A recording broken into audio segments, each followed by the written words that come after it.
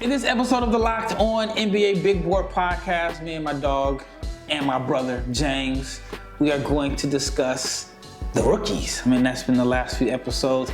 I know the season is not a week old yet, but I feel like we've had a small sample size of games. I think most teams have played 3 games now.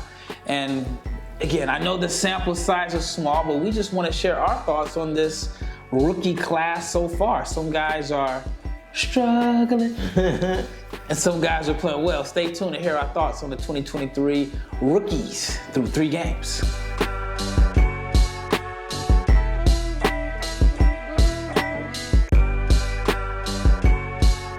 Big shout out to each and every person that has made the Locked On NBA Big Board Podcast your first listen of the day. I appreciate each and every listen. Like, share, subscribe. Thank you for listening, whether you're listening on the way to work, in the gym, on the train, in the car, wherever. I appreciate each and every listen. I'm Rafael Barlowe, the Director of Scouting for NBA Big Board, and my brother James, who's now officially part of the Locked On team. This week, we're going to have a bunch of college previews because college basketball starts this week. We just wanted to talk about the rookies today and who's played well, who's stinking up the joint. But before we get into that, I want to let you know that this episode is brought to you by PrizePicks. It is the easiest and the most exciting way to play daily fantasy sports. Go to prizepicks.com/LockedOnNBA. It's got to be all lowercase. Locked On NBA, LOCKEDON NBA. And if you use that code in all lowercase, you can get up to $100 matched on your first deposit. First deposit matched up to $100 when you use the promo code Locked On NBA. All right, let's just get right to this episode. Let's get to it. 3 games. Which rookie has caught your attention and impressed you the most? Ausar Thompson has been as good and as bad as I thought he would be, if that makes sense. So I'm on record of saying I didn't like the fit. What did I say about the fit? You liked it? I did like it. I don't be paying attention to what you be saying, so I don't remember. That's cool. I know what I said. I said I liked the fit. I said he was a high-level defender today. You said that on draft day? No, I said that last week. Oh, well, I'm talking about, I said I didn't like the fit at the time when Detroit made the pick. Okay. I didn't like the fit because I'm a Cade supporter, and I just feel like surrounding Cade by a bunch of non-shooters. And so, I mean, it's early. Even though he's only shooting like 26% from the floor, bro, hooping, man. He's defending. I'm not as sour on the fit as I was a week ago or 2 or 3 months ago. Now I just think that Detroit knows that he's a keeper. And now you just got decisions to make on some of the other guys. Because, I mean, Jaden,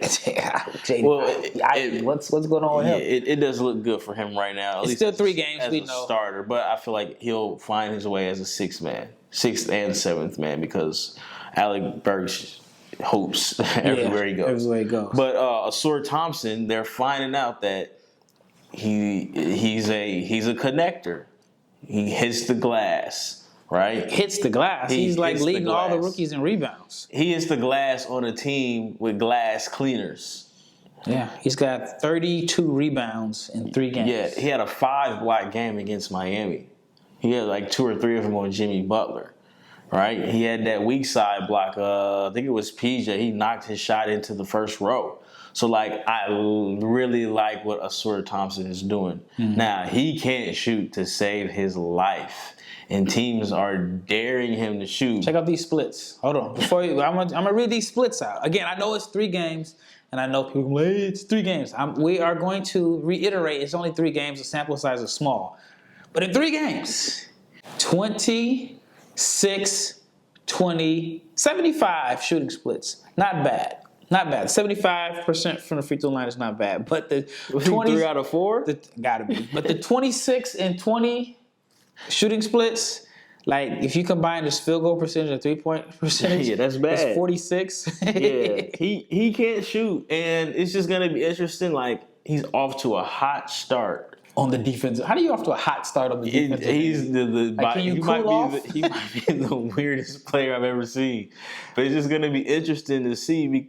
if they can continue to play him 28 minutes per game when he's out there looking like instant defense on both ends of the floor. But he's been the most impressive to you, just with his defense? Yeah, just because, like, you know what? We know what he can't do, but he's doing exactly what he can do. And, like, they're 2-1 right now. And he's making the most of his minutes. And again, if you'd have told me that the dude with basically no offensive game was going to play 28 minutes a game and have an impact on the wing, I'd be like, man, come on, man, stop playing with me. Yeah, he's leading all rookies in rebounds at 10.7. He's averaging more rebounds than Victor Wembanyama and Chet, both 7-footers. And he's playing with Jalen Durham, who's probably averaging like 14 or 15 rebounds a game right now. Yeah, he's been crazy. I think Detroit has found 3. their big 3. 3.5, because I like what Isaiah Stewart does too. Yeah. But I would say that when you're talking about your 3 core guys, because if you can move Isaiah Stewart for a piece, you would. But I'm saying the guys that they're probably going to say untouchable right now, Cade, Thompson. I think Thompson still is touchable, man, because that offense is bad. And I think there's only for so long you can get by playing. But right now they'd probably say he's untouchable. He's going to start probably the remainder of the season. Yeah, he's going to start. And then, so I imagine they may start him even when Boyan comes back. Boyan. All right, Victor. What has your thoughts been on Victor, averaging 15.7 points, 7.3 rebounds, playing 27 minutes a game? I tweeted this last night. Go ahead.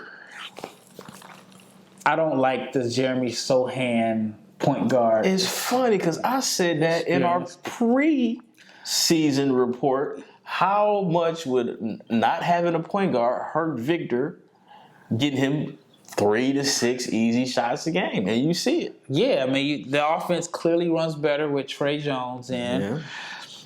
I mean, it's hard to question Pop because Pop is Pop. I mean, he's got, 5 rings, Hall of Famer. But you know what I would have did? This is me. If I'm the GM of the Spurs, as soon as I sign Victor, I'm attaching a pass first point guard to him. It may not be, the Spurs type of guy, but I'm calling Rondo, hey, you got some left in the tank? hey, you got some left? I know that I'm a Blazers fan. I seen the way you picked teams apart and you made Anthony Davis look good every time that Anthony Davis has won or played well in the playoffs. Rondo has been his point guard. Yeah. I mean, the year that Pelicans went to, I think, the second round, Rondo was on that team. The year the Lakers won a championship, Rondo was on that team. I'm like, hey, get him those easy points. Is there a active player who can do that for him right now? Because Rondo my age, man. Yeah, but I'm like, hey, look, Spurs not winning this year. I'm just trying to make sure Victor he's got someone, because I don't like the fact that he's shooting a bunch of threes. I had that in my notes. He's only shooting 23% from 3. He's taking 13 threes in 3 games? I don't like that. There was one play where he ran the floor, he ended up getting an alley, but he had to steal it from. He was open earlier for the alley. He had an easier alley. I just feel like they're missing him. You know who would be a good fit for them right now? Who? An OG. I don't know if he's available. He should be available, but a TJ McConnell would be perfect for him. Because you got to think TJ's with the 3rd point guard in Indiana right now. Yeah, but I'm thinking I'm talking about just for right now. Right now, that's what I would probably do. And I don't know if these guys are Spurs guys. I called John Wall. Hey, John, look, I know you're trying to get back in the league. I know you're not playing right now. I know you want to go to a winning situation, but you ain't got nothing right now. Right. So I need you to come here, and I need you to give my big fella some easy looks.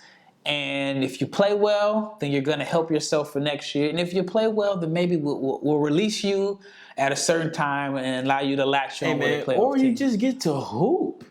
Yeah, man, you get to do what you've always done. Look, you're not going out. You can't expose them to the nightlife. You're not taking them out on the road. I just need you to get my man some touches.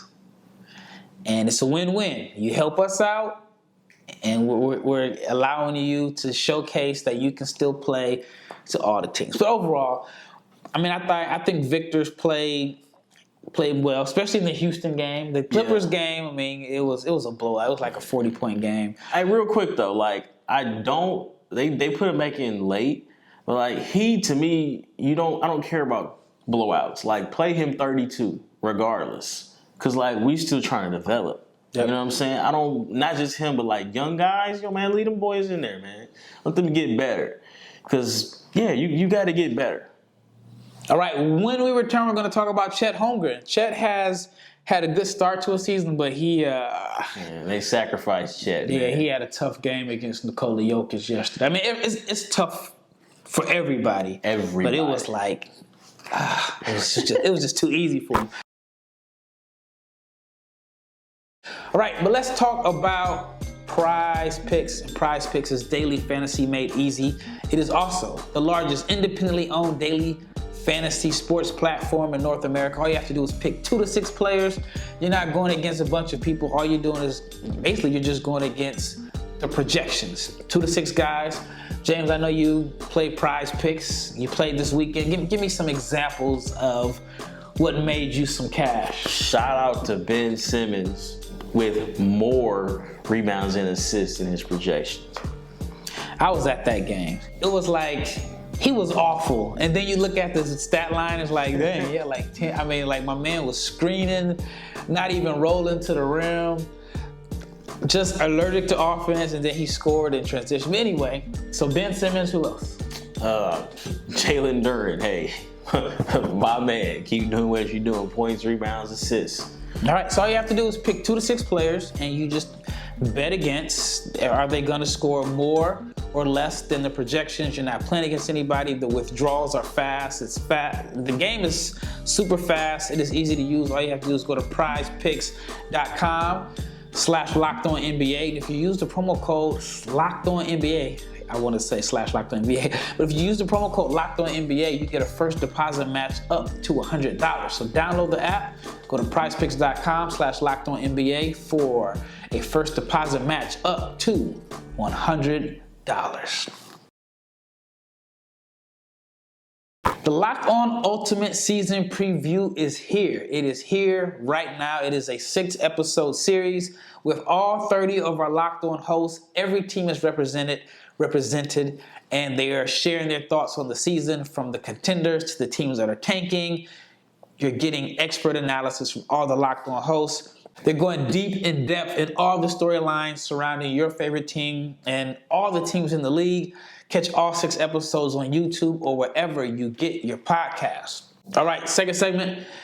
We left off, or we teased Chet Holmgren. Chet's had a really good start to a season. He is second in scoring, averaging 15 points per game, 7 rebounds. What's crazy is Chet and Victor's numbers are almost identical. 15.7 points per game for Victor, 15.3 for Chet, 7.3 rebounds for Victor, 7.0 for Chet. The assists are the same. Now, Chet has more blocks, but Victor is killing him with 14 turnovers to 3. Ooh. What are your thoughts on Chet so far? Hey, man, look, so Chet, 3 games, obviously. So, first game, Vucevic, he said, hey, man, I didn't do what I needed to do. I didn't play as well as I needed to play.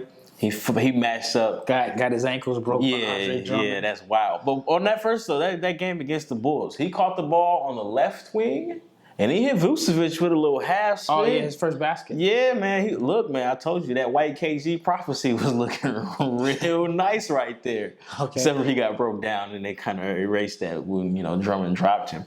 But the second game, all right, we matched skinny on skinny against Evan Mobley. He had himself a night.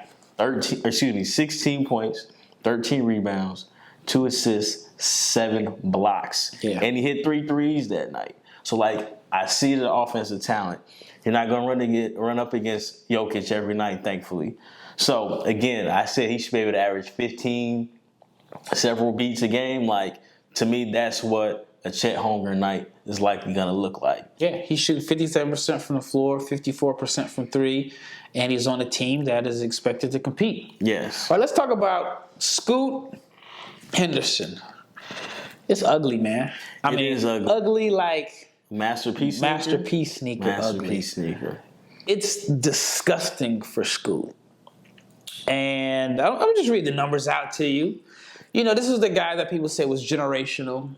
He would go number one in any other draft. And I totally disagree with that because I'm like, he wouldn't have gone number one over Zion. He doesn't go number one over K. He doesn't go number one over Aiden. He might not go number one in 2024. He's averaging 7 points per game, 33% from the floor, 0.83% from three. He is 1 of 12. Say that again? 0.83. He is 1 of 12 from three. He's 10 of 30 from the floor. He has 9 assists and 13 turnovers. Let's just be real, man. He's been stinking it up through the first 3 games. Yeah. He's the guy that most people felt like had the best opportunity to shine as a rookie because he has the ball in his hands. And then now Simons is hurt, so he's going to have the ball in his hands even more. I mean, the team obviously looks better when Brogdon is handling the rock, but Scoot's been bad. What have your thoughts been on Scoot? I mean, you just read the numbers. He's been bad. Teams aren't contesting his jump shot, as you can see why. And he's trying to take on bigs in traffic. And I know we had talked about in our rookie preview, could he shoot X percentage? And I said, nah, he doesn't have Derrick Rose's contortioning ability. I think I made that word up. But he doesn't have that in traffic. And you can, like, see it. Like, he's trying to take on bigs, and it's just not working for him. He's not using his floater. And, again, they're bad turnovers. Throwing the ball out of bounds, trying to hit guys in small windows. It's kind of hard to make DeAndre Ayton look like and they're only averaging 15 points a game. But combined. DeAndre Ayton's averaging 8 right now. Yeah. And, like, he's everything you would want in a pick and roll big. So it's not looking good for Scoot. But you know what the good thing is? We'll say it's 3 games. The good thing is it's only been 3 games. I'm about to say, what's the good? Because he is second out of all rookies in minutes. Only 1 less minute than Ausar Thompson. So with that being said, he leads all rookies. Well, he's second among rookies in turnovers, which Victor has 14. He is first out of all the rookies in fouls. Dang. It just hasn't been good. So there's 79 games left, Scoot. 79 games left. I don't want to. Go ahead. I don't want to like pile on, but I will say that Scoot was the media darling. He was the guy that it was fair to criticize other players, right? But if you criticize Scoot, you were hating. Like if you said the Thompsons can't shoot or they played in a weak league, it was like, yeah. If you said Brandon Miller can't finish and Brandon Miller ain't an athlete or Brandon Miller had bad games, it was, yeah. But if you said anything about Scoot, it was considered hating. And I try to be as unbiased as possible. I've said all along that I did not like Scoot's second half of the season. I thought he took his foot off the gas. I thought that he played like, I'm better than everybody here. He had no games where you had to say, oh, this is a big matchup. At least with every college prospect, you're like, you know, whether it's Brandon Miller, all right, there's an SEC game. You got a game against Kentucky. You have a game against, even if it's a team like South Carolina that was awful, it's on TV. People are watching. He had the game where after the situation. Yeah. So you got games where you can test and see like how a guy plays in hostile environments against, competition that, whatever. And I just feel like in the G League, you don't really see that. You're playing in front of an empty stadium. And I just feel like Scoot rode the wave from that Victor Wembanyama showcase last October. And everybody just assumed, like, you know what, he's the next great. And again, it's 3 games. He has plenty of time to get better. But, it's been bad. All right, when we return, we'll talk about Brandon Miller, who has been good. I'm not surprised that he's been good, but Brandon Miller has been good. James wasn't a Brandon Miller believer. He's Probably still not one because he's going to say it's only 3 games. But when we return, we'll talk a little bit about Brandon Miller, Keontae George, and Derek Lively. Derek Lively shooting 91% from the floor. Hey, man. Again, it's going to come down to Jason Kidd playing him minutes or not. He started. All right, when we return, we'll talk about those 3 prospects. Stay tuned. All right, but let's talk about FanDuel. You know FanDuel, which is the number one sports book, America's number one sports book. And right now, NFL is in full swing. The NBA is getting started, and there is not a better time to sign up for FanDuel. Because if you are a new customer,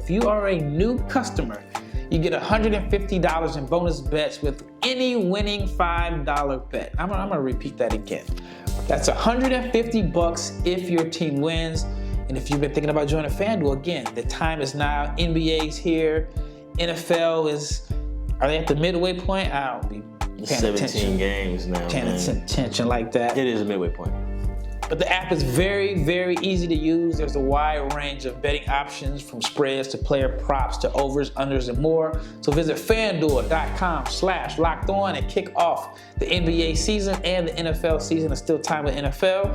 FanDuel, the official sportsbook partner of the NFL and Locked On. All right, when we left off, I talked a little bit about Brandon Miller. Okay.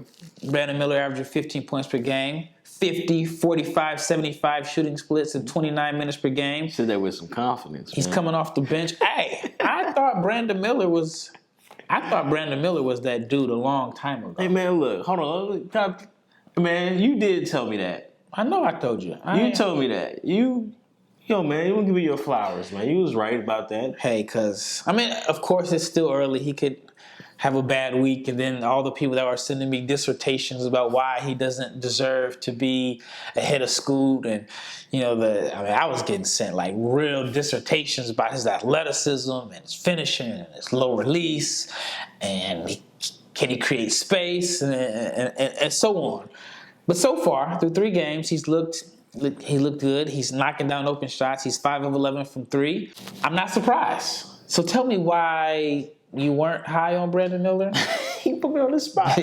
Nah, so look, I had my concerns about his efficiency. Because again, now if you look at what he did at Alabama, right, there was shot like 38%. Right, but there was ebbs and flows, though. He had a rough span. And again, it looked like in traffic the athleticism didn't translate. But I understand that college basketball space and the NBA space aren't the same. So that really wasn't my issue. But even then, even now, he's still not finishing at the rim at a high clip. He's just making a high clip of 3-point shots right now. And also, he's not the focal point of the offense, too. So he's doing a very good job of playing off LaMelo, cutting off of Gordon Hayward, getting shots in transition, and he's making threes. So again, giving him easy opportunities, he's taking advantage of those easy opportunities.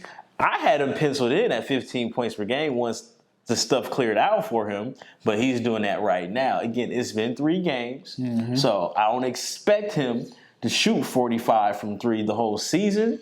But if he's making threes and he's playing off of LaMelo, yes, he's going to look like the second pick in the draft. So props to him. I don't know if he'll shoot 45, but the man shot 38 last year, and he was at 42 the majority of the season. Had like those terrible games at the end that brought him down to 38, 39, and he was taking them on. He didn't even shoot corner threes. A lot of people don't know that. He shot 38% from 3, and I want to say like 90% of his threes were above the break. So I think it can even out once you get him some easy corner threes. But I thought he's played well, and I can't wait until they move him into the starting lineup.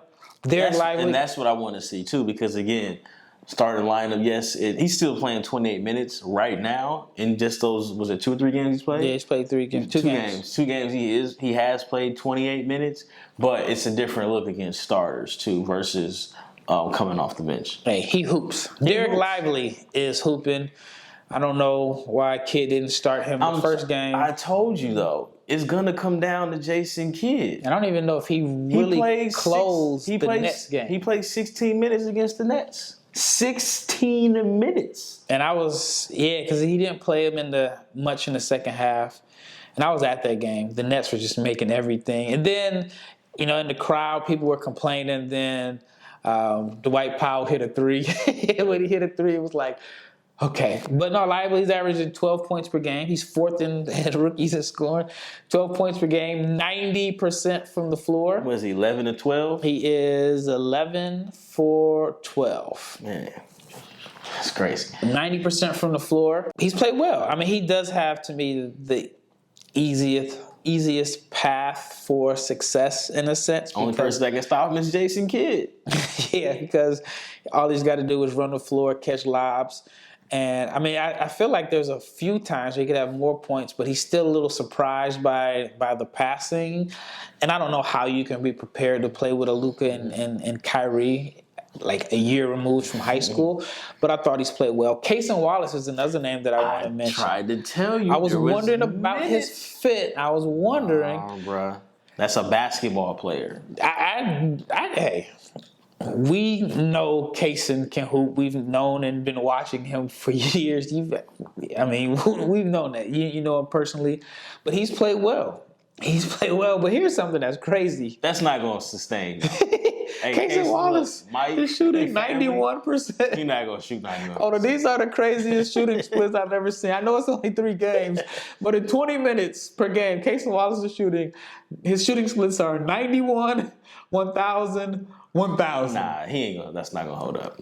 He's 11 of 12 from the floor, 5 of 5 from 3. There's nowhere to go but 2 down. from the foul line. He's got 2 blocks. Cason, he's just a ball player. And because he's a ball player, I've seen him being used as a screener, right? So again, we'll say, come crunch time or whatever minutes, he's gonna draw the worst defender that the Thunder face. So they're using him to go screen for SGA. So SGA can go get loose. But Cason, being a ball player, he'll set a go screen, roll, wide open basket. And he can pass. And he can pass. So I was never worried about his minutes because, he can play 1 through 4 even at 6'2", 6'3". Yeah, so I'm shocked. I wasn't a big fan of the fit, just because I was like, that Giddey and SGA are going to start. That J-Dub is going to start. But they found minutes for him. And, I don't want to say he's playing well because that's like an understatement to a guy shooting 91% from the floor. That's hard to do with 2K. Keontae George. And I know this is, it's going to sound corny, but they need to give Keontae the keys right now. But again, we talked about it last week. They try to give minutes to 5 guards. Just named him. The future is now. Man, look, hold on. You can say the future is now, and I get it. Excuse me. But Larry Markkinen is a bad dude. Yes. And you got your stud in Laurie. You got your center and Walker Kessler. You always want to say Kessler Edwards. I always want to say Kessler Walker. So I always got to slow down. So you got that piece right there. I don't know if John Collins is in their long-term plans. He's averaging like 12 rebounds a game for them right now. That's John Collins, yeah. But you got your point guard, Utah. You got your point guard. I know Horton Tucker is part of I don't even know I forgot how they got him, what trade ended up in. I know there's a lot of clutch guys for the Jazz between Clarkson and Horton Tucker. There's somebody else. But Keontae is your point guard. It's okay to speed up the process. You don't need to bring him along slow. Keontae George is the point guard, and he is a point guard. A lot of people didn't think he was a point guard. They thought he was a 2. Keontae is the guy. He's averaging 3.3 assists, which is, guess what? Second out of all rookies in scoring. Ausar Thompson is first among rookies in assists at 4.7. But Keontae's averaging 9 points, 4 rebounds, 3 assists, shooting a respectable 45% from the floor, 35% from 3, 1,000% from the free throw line in 19 minutes per game. I'm surprised. I like Keontae, but the magician work that they're doing with all those guards to get him 19 minutes a game, man, that's crazy, man. Well, he needs more minutes. Just give him the keys. I watched that Suns game, and it was like middle school basketball the way them guards was checking in. Once again, it's Rafael, Barlowe, and my brother James. We just talked about the rookie. Stay tuned this week because we're going to do college basketball previews per conference. We got Richard Stayman doing a couple. We got James dropping off a couple. We got Leaf Tulane dropping off a couple of episodes based off the top prospects in the conferences. Now, all the way back in August and September, I did all of my 2024 draft stuff. So I'm going to let these guys share their thoughts, and I'm going to just add my opinions here and there. But stay tuned for that. Once again, it's Rafael with my brother James, and we out.